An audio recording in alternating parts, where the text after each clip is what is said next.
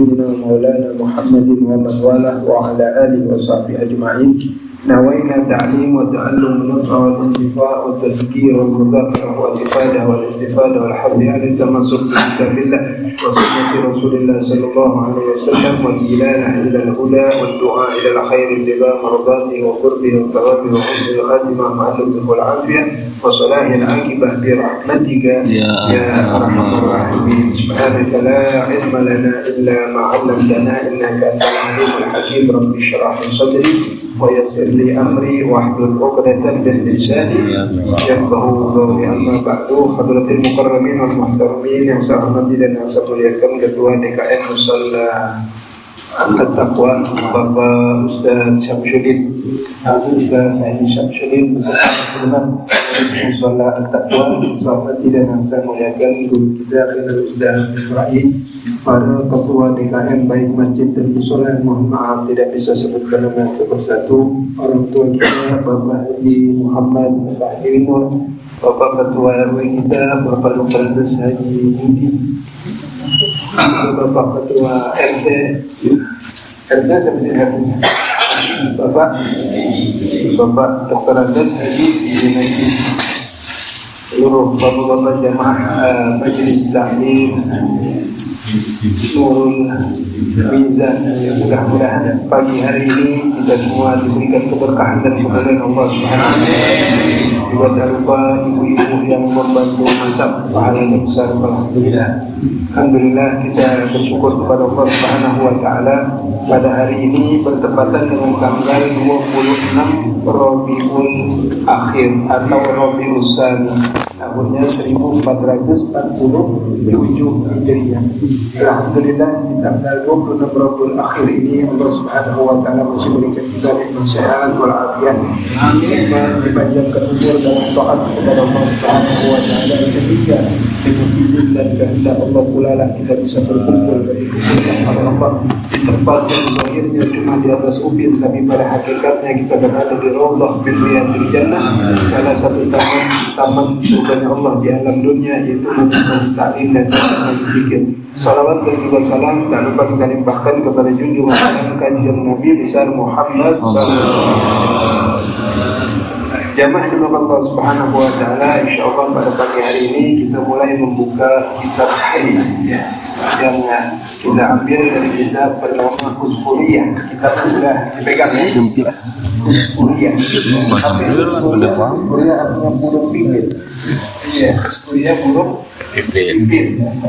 Jadi kitab ini dikarang oleh Imam Syekh Muhammad bin Abu Bakar Al-Mashhur, seorang ulama besar di zaman seorang wali auliya. Kok bisa namain burung pipit ada dan hanya hadisnya? Karena kitab ini dari berisi 40 hadis, tiap hadis ada kisah, ada hikayat juga, dan persoalan dibakar. Belum memegang jangan dengar aja. Maka mulai buka ya. Jadi udah. Iya. Ya, atau dengar aja. Boleh.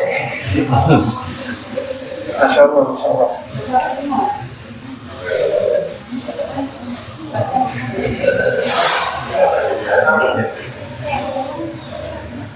Ya, kita mulai dari halaman pertama ya. Bismillah. Tapi lumayan banyak juga nih yang udah kitabnya. Alhamdulillah dengar aja, insyaallah sama. Ya, kita mulai ya. Bismillahirrahmanirrahim. Qala al-muallifu rahimahullahu ta'ala. Alhamdulillahirabbil alamin wal 'aqibatu lil muttaqin wal 'udwana illa 'alal zalimin. Wassalatu ala khairi khalqihi ya Sayyidina Muhammadin wa alihi ajma'in wa ba'd. Dimulai kitab ini dengan kalimat mulia, kalimat basmalah, Bismillahirrahmanirrahim. Hampir di semua kitab-kitab para orang-orang saleh, para orang-orang pengarang kitab selalu diawali kitabnya itu dengan kalimat mulia Bismillahirrahmanirrahim. Dengan apa? Supaya untuk mendapat barokah. Ya, karena karangan kitab itu kalau nggak dapat barokah dari Allah, kitab itu akan musnah, akan sirna sebentar. Tapi kalau dapat barokah harta sampai ratusan ribuan tahun gak bakal punah, bahkan terus dipelajari oleh orang-orang muslim. Ya termasuk kitab Suriah ini sudah ratusan tahun tapi masih dipelajari di setiap pondok, bukan? Termasuk kita insya Allah. Ya, yang sama kita ketahui Bismillahirrahmanirrahim artinya dengan nama Allah yang Maha Pengasih lagi Maha Penyayang. Ya, saya nggak panjang tentang basmalah, saya langsung ke hukum daripada membaca Bismillah terbagi menjadi 5. Ya, apa yang pertama membaca basmalah hukumnya adalah wajib. Kapan itu Bismillah wajib? Yang pertama yaitu kama fi shalah, ketika di dalam sholat. Karena baca Bismillah itu termasuk dalam surat Al-Fatihah. Membaca surat Al-Fatihah di dalam sholat termasuk rukun sholat. Makanya kalau orang sholat gak baca Bismillahirrahmanirrahim, maka dalam mazhab kita Imam Syafi'i tidak sah sholat. Itu paham ya? Yang pertama, hukum membaca Bismillah adalah di dalam. Yang kedua, al-mandubah. Ya. Yang kedua hukumnya adalah sunnah. Kapan baca Bismillah sunnah? Di khutbatin nikah. Ketika dalam khutbah nikah, ya. Bukan enggak. Setiap melakukan amal perbuatan yang baik. Seperti apa contohnya? Keluar dari rumah mencari nafkah, baca Bismillahirrahmanirrahim. Mau makan, baca Bismillah. Apalagi itu? Kerja, baca Bismillah. Mau wudu, baca Bismillah. Itu membaca Bismillah hukumnya adalah sunnah. Yang ketiga, membaca Bismillahirrahmanirrahim hukumnya adalah al-makruhah, yaitu makruh. Artinya kalau bisa ditinggal, gak usah baca Bismillah. Kapan itu waktunya? Setiap zatnya sudah dimakruhkan oleh Allah Subhanahu wa taala, seperti merokok jangan baca Bismillah. Hukumnya malah bukan dapat pahala, malah Allah bukan. Apalagi yang makruh, makan jengkol, makan pete, bawang putih, makan yang kira-kira akan menyebabkan bau, jangan baca Bismillah. Buang air, apanya? Buang air, komen duluan dia. Mulai. Sabar. Masuk kamar mandinya aja. Saya masuk kamar mandi, ya kalau udah di dalam hati bacanya. Kalau masih di luar pintu baru baca Bismillahirrahmanirrahim. Kalau udah di dalam, Bismillahnya dalam. Apa doanya masuk kamar mandi? Allahumma inni a'udzubika minal khubuthi wal khaba'ith. Masuk kaki kiri, keluar kaki kanan tuh kalau masuk kamar. Itu dokter udah mereka itu Nabi ngajarin masuk kiri, keluar kanan, ternyata bagus buat dalaman perut kita. Tuh tiba keluar doang, ternyata manfaatnya besar. Nabi udah ngajarin 1450 tahun yang lalu. Dokter menulis itu timbang keluar kaki doang nih, ada manfaatnya. Ya. Kembali ke Bismillahirrahmanirrahim. Hukum yang keempat, membaca basmalah adalah mubah, artinya dikerjakan atau tidak dikerjakan tidak mendapat apa-apa. Ya, kapan itu? Karena memindahkan satu barang dari satu tempat ke tempat yang lain. Karena kalimatain makanin ila makanin akhar. Hukumnya mubah. Yang terakhir yang kelima, membaca Bismillah hukumnya haram. Orang baca Bismillah malah dapat dosa. Kalau orang nggak belajar begini nih, ya, dia pengen dapat pahala tapi malah dapat. Kapan itu? Setelah selesai, setelah mau melakukan perbuatan maksiat, main judi, apalagi mau minum pasar, mau mabuk-mabukan, alhamdulillah gitu lagi. Berlayu boleh kita itu minum keras, mau berzina, Bismillahirrahmanirrahim. Mau ngambil barang orang, Bismillahirrahmanirrahim. Bukan malah dapat pahala, tapi malah dapat dosa. Sama istri sunnah. Kalau mau ibadah tuh malam Jumat baca Bismillah. Jangan langsung main tubruk aja, jangan tubruk aja. takutnya jadi anaknya akhirnya jadi sudah karena yang main bukan berdua, setan ya. Nauzubillah min begitu ya. Jelas ya. Nah, itu pembahasan daripada basmalah atau baca bismillah. Saya rangkum ada 5 hukumnya.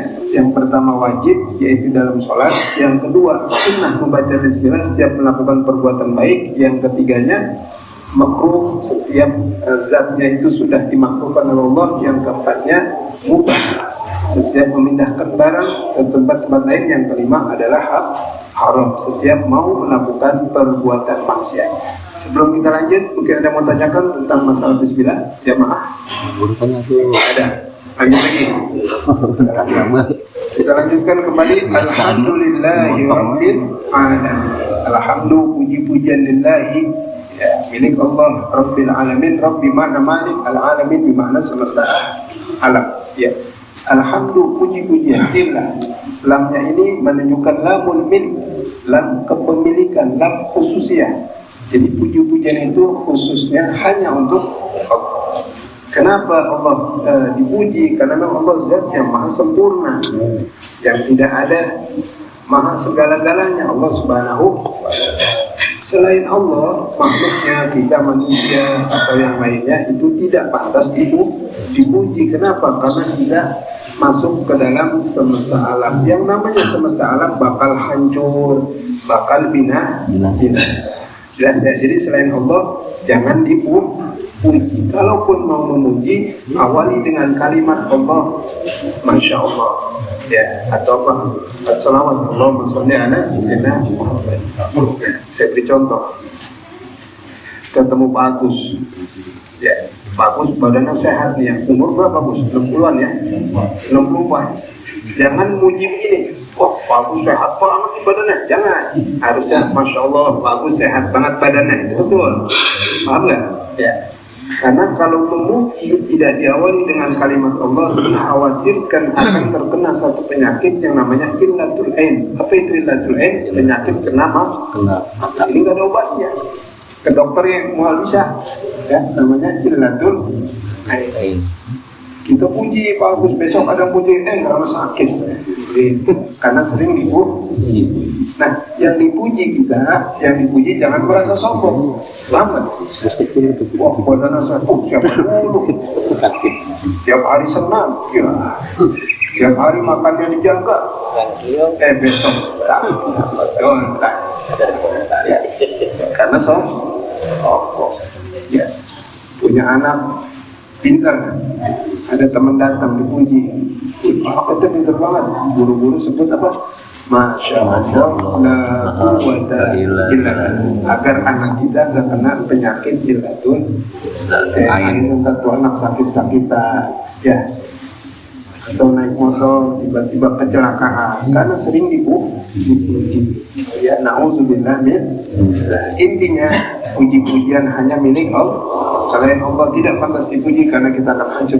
Pun kalau dipuji, sebutlah awali dengan nama Allah.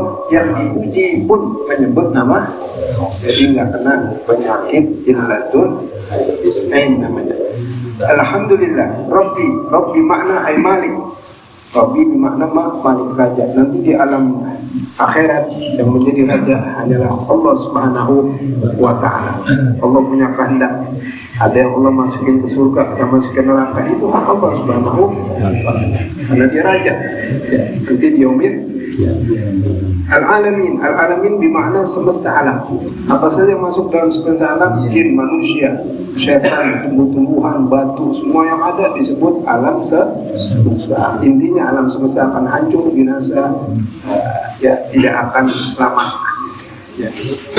Bukan waktu yang bukan al-alamin, hanya Allah subhanahu.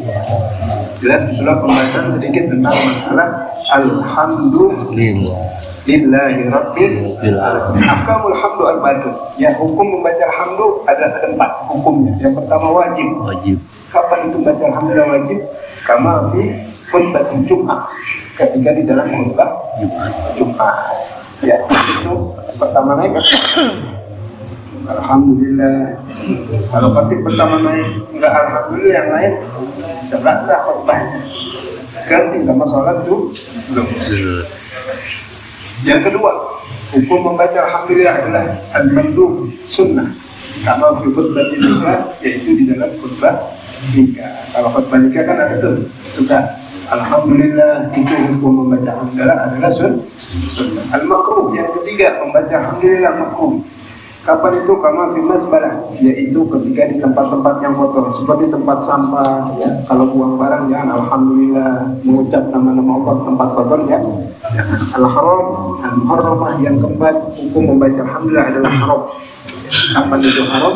Setelah melakukan perbuatan maksiat. Main judi menang, alhamdulillah. Ya. Juri dapat, wah alhamdulillah saya dapat nyolong motor dapat, alhamdulillah. Alhamdulillah min. Itulah hadirin sekalian tentang pembahasan alhamdulillah rabbil alamin. Secara hukum alhamdulillah ada 4. Pertama wajib di khutbah Jumat, yang kedua yang sunnah di khutbah nikah, yang ketiga makruh di tempat kotor, yang keempatnya haram jika selesai dari melakukan perbuatan maksiat. Masalah alhamdulillah ada mau tanyakan?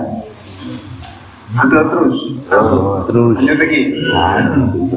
Kita lanjutkan wal akibatu lil muttaqin. Wal akibah, kesudahan yang baik ya. Bagi siapa? Lil muttaqin, orang-orang yang bertakwa. Apa itu takwa? Takwa artinya al-amru bil ma'ruf wan nahyu 'anil munkar. Melakukan perbuatan baik, menjauhi perbuatan kemungkaran. Itu artinya takwa. Orang-orang yang takwa ya pasti kesudahannya akhir-akhirnya pasti baik. Itu janji Allah Subhanahu wa ta'ala. Ya, bagi siapa kesudahan yang baik itu? Bagi orang-orang yang bertakwa. Takwa diartikan oleh para ulama bisa juga artinya mundur maju. Apa itu mundur maju?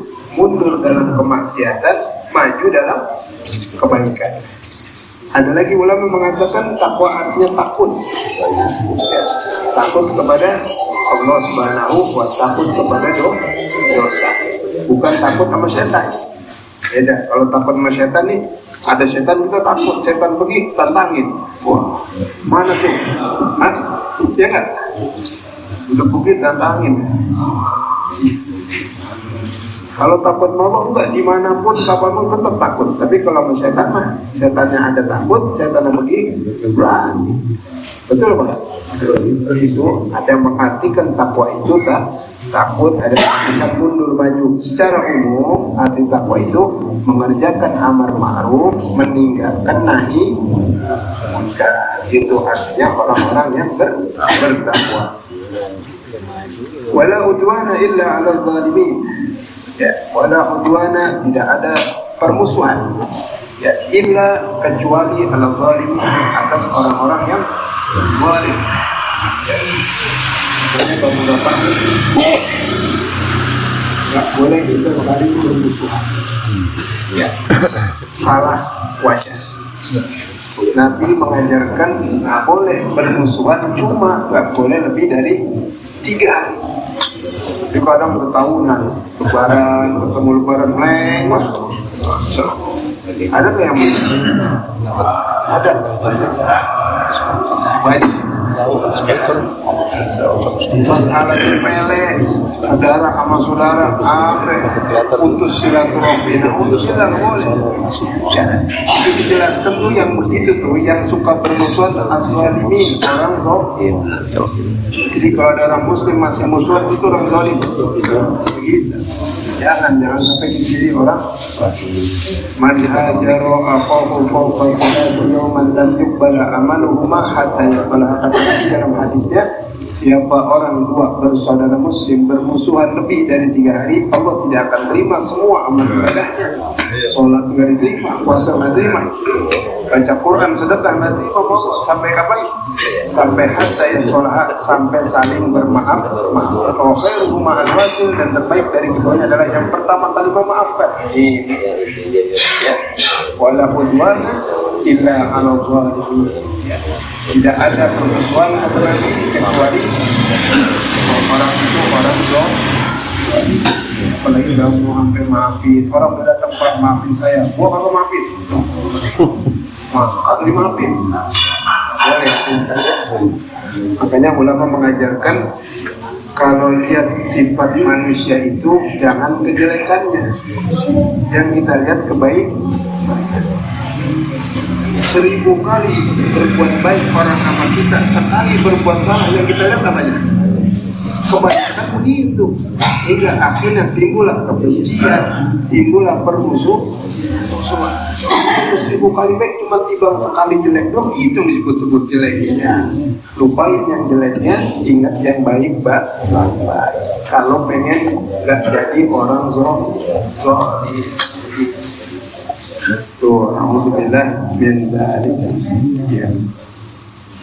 Wala udwana illa 'ala zalimin. Wassalatu ala khairi khalqi, dan salawat kepada khairi khalqi, manusia terbaik. Khairi khalqi, makhluk terbaik, ciptaan Allah yang terbaik, tidak lain siapa? Muhammadin, ya, Nabi kita Muhammad sallallahu alaihi wasallam. As-salat bermakna ataf. Salawat maknanya ataf. Ataf itu hubungan. Kalau kita umatnya pengen selalu hubungan dengan Nabi, maka banyak-banyaklah baca salawat. Minimal sehari jangan kurang 300 baca salawat. Syukur-syukur lebih, ada yang 500 sehari, ada yang 1000, ada yang 10.000, ada yang 25.000. Ini kita berapa nih? Sehari? Hah? 23? Kayak zikir ya? 59. Harus lebih. Pakai kita-kita. Iya. Allahumma sholli ala sayyidina Muhammad wa sayyidina Muhammad, Allahumma sholli ala sayyidina Muhammad wa sayyidina Muhammad. Terus minimal dah, kalau mentok-mentok dah kita orang kita masih punya 100 dah, 100. Jangan 100. Bari mancing, wah, cakep. Ya.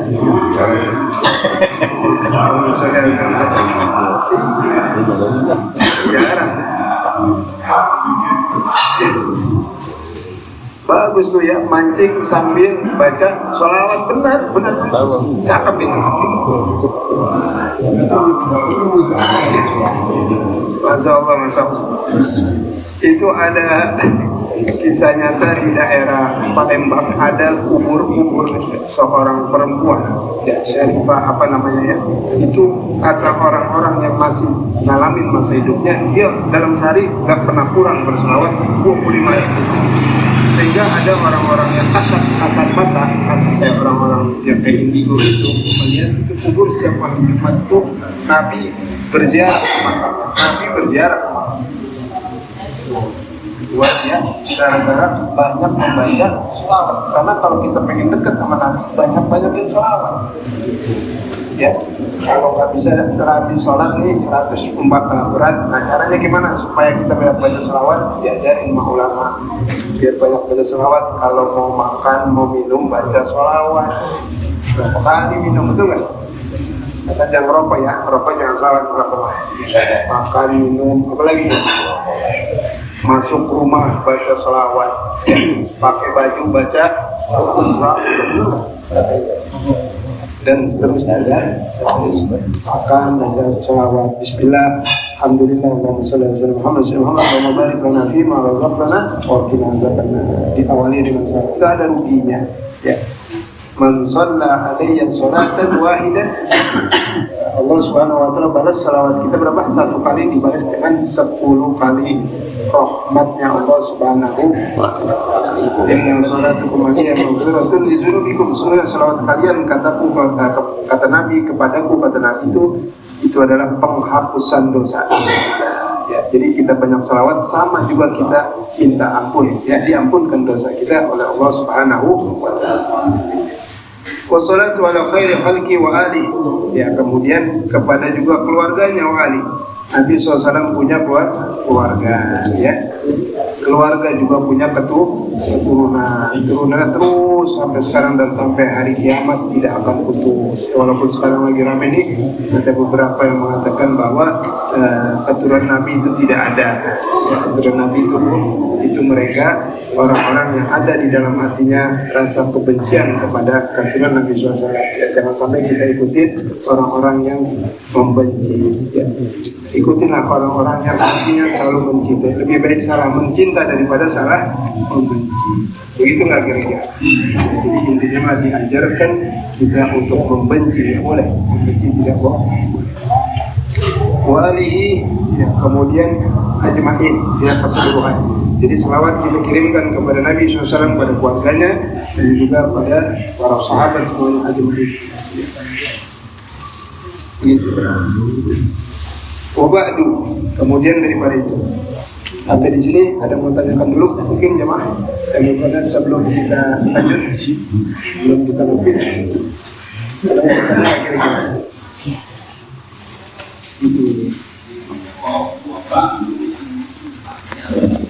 Ya, apa arti wabadu? Wabadu artinya kemudian.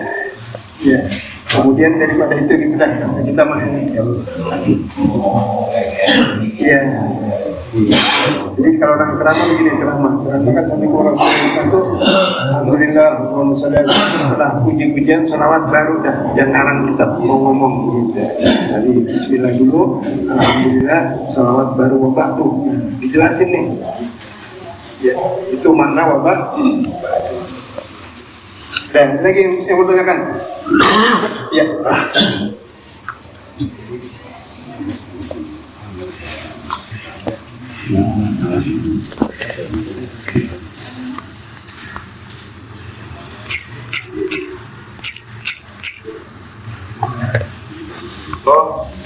Ya Allah, ya Allah, besar bagus pahalanya. Dalam satu hadis Nabi mengatakan, wa zakarahumullah fi man indah. Orang yang sering hamba yang sering-sering menyebut namaku, lidahnya basah dengan namaku, maka aku pun akan selalu mengingatnya. Kalau kita sering menyebut nama Allah, Allah akan ingat kepada kita. Allah akan dekat sama. Ya Allah, ya Allah, ya Allah. Satu dengan buat amal-amalan kalau bisa. Dia bisa juga 3 10 dah bukan gitu. Jangan 10 lebih 5 ada 10. Ya, banyakin zikir, banyakin bagus. Ya. Orang yang banyak zikir dekat sama Allah. Artinya Allah selalu ingat kepadanya. Ya. Ya.